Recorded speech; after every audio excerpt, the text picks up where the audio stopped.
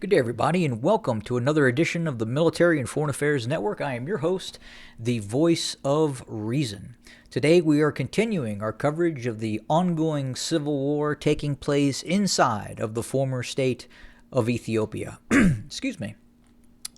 So, as we look at the events that are taking place today, and obviously these events will turn into what happens tomorrow and the day after that, and right now, obviously, we are seeing some very aggressive gains being made by the Oromo Liberation Army. So again, as we see Abiy loyalist forces starting to move additional forces within the vicinity of places like Kobo, Sakota, and the Afar region, we are starting to see a quickening of operations by the Oromo Liberation Army.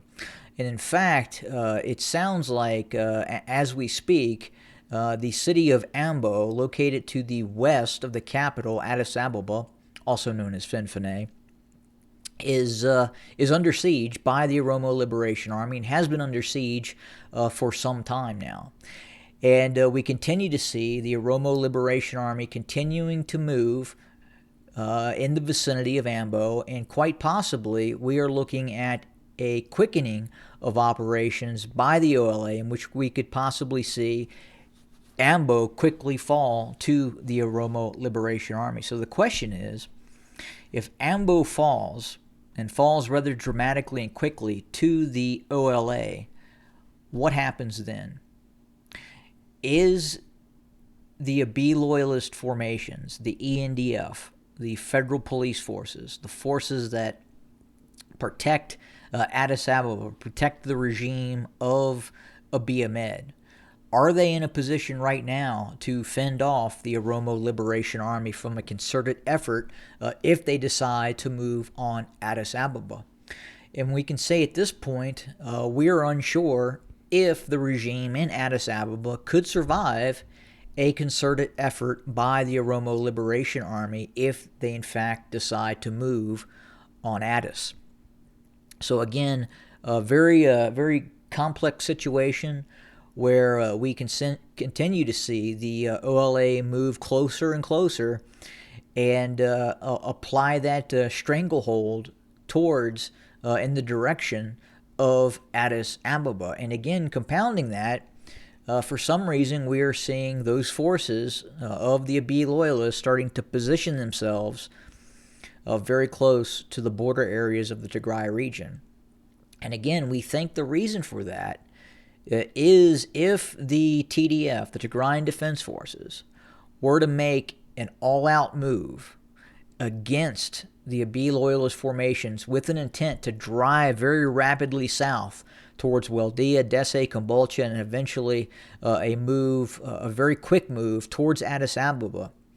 Given the situation that is currently taking place in especially the Western Oromia region, in and around Ambo and other areas that the OLA controls, we could see this regime in Addis Ababa, led by Abiy Ahmed, start to fall apart very quickly. Again, we're not exactly sure what the regime in Addis Ababa and Abiy Ahmed is doing in terms of deploying those forces more or less closer to the border with the Tigray region.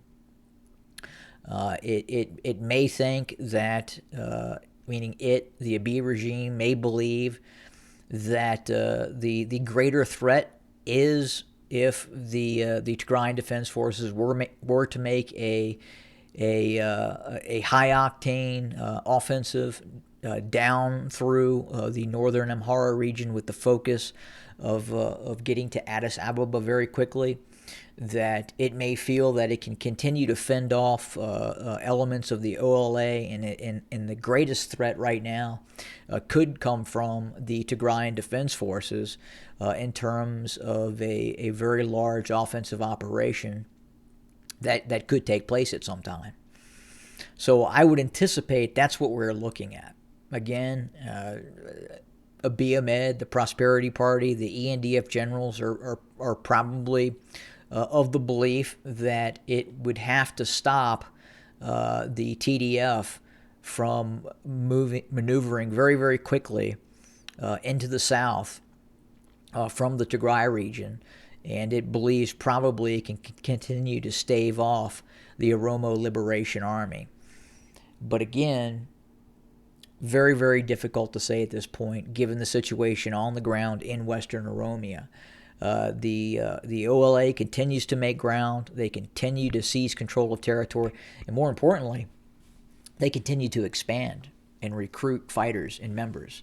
And not only just from the ordinary civil population of the Oromia region, they are recruiting active members of some of the Oromia regional defense forces, the Oromia special forces, what have you, some of the police forces that are located in Oromia.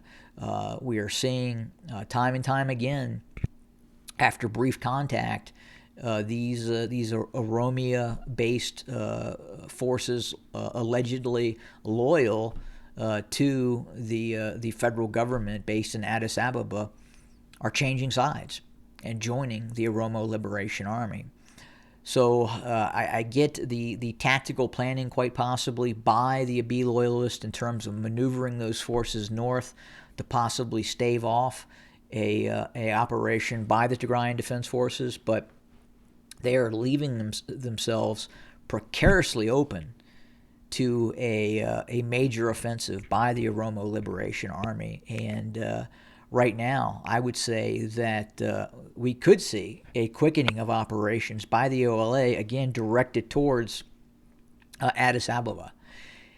And again, it's very difficult to say if, in fact, those forces that have been moved north in the direction of the Tigray border would, in fact, even be able to stop a concerted effort by the Tigrayan Defense Forces from moving into the northern Amhara region and seizing control of first, obviously, Kobo, then Weldia, and moving down to the south. Again, I believe that if we start to see the ENDF truly fall apart, and that is a very, very distinct possibility at some point, especially if we see the TDF move back into the northern Amhara region in force.